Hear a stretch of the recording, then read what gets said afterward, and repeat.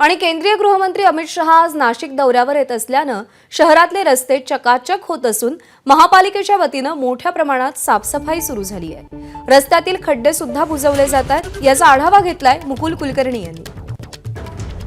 केंद्रीय गृहमंत्री आज नाशिक दौऱ्यावर आहेत। नाशिक शहरामधल्या सातपूर परिसरामध्ये एका हॉटेलमध्ये त्यांची सभा होणार आहे। उत्तर महाराष्ट्रातील भाजपचे सर्व पदाधिकारी, मंत्री, आमदार यांना ते मार्गदर्शन करणार आहेत आणि त्या पार्श्वभूमीवर नाशिक शहरामध्ये नाशिक महापालिकेने आता तयारीला सुरुवात केलेली आहे। नाशिक शहरामध्ये साफसफाई मोठ्या प्रमाणामध्ये सुरू झाली। आपण बघतोय यांत्रिकीकरणाच्या झाडूच्या माध्यमातून नाशिक शहरातले रस्ते हे स्वच्छ केले जात आहेत। याच मार्गावरनं अमित शहा यांचा ताफा सभेच्या ठिकाणी जाणार आहे, बैठकीच्या ठिकाणी जाणार आहे आणि या मार्गावर महानगरपालिकेचे कर्मचारी, अधिकारी आज अगदी जातीने हजर असल्याचं आपल्याला बघायला मिळतं आहे। सर्वजण कर्मचाऱ्यांना मार्गदर्शन करतायत, रस्ते स्वच्छ केले जात आहेत।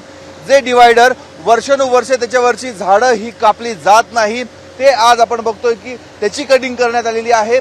गेल्या अनेक महिन्यांपासून नाशिककर रस्त्यावरील खड्ड्यांच्या संदर्भामध्ये ओरड करत होते, मागणी करत होते, ते खड्डे बुजवले जात नव्हते। परंतु आज अमित शहा नाशिकमध्ये येत असल्यामुळे ते ज्या ज्या मार्गावरनं जाणार आहेत त्या मार्गावरचे खड्डे देखील बुजवण्यामध्ये आलेले आहे। त्यामुळे अमित शहा यांचा दौरा नाशिकमध्ये असतानाच नाशिक महानगरपालिका एवढी तत्परतेनं काम का करते हा सवाल या निमित्तानं उपस्थित होतोय आणि आपण बघतोय की ठिकठिकाणी ज्या ज्या मार्गावरनं त्यांचा ताफा जाणार आहे।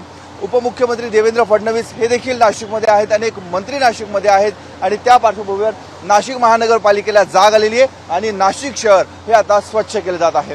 कॅमेरामॅन मयूर बारगेसह मुकुल कुलकर्णी, एबीपी माझा, नाशिक। एबीपी माझा, उघडा डोळे बघा नीट।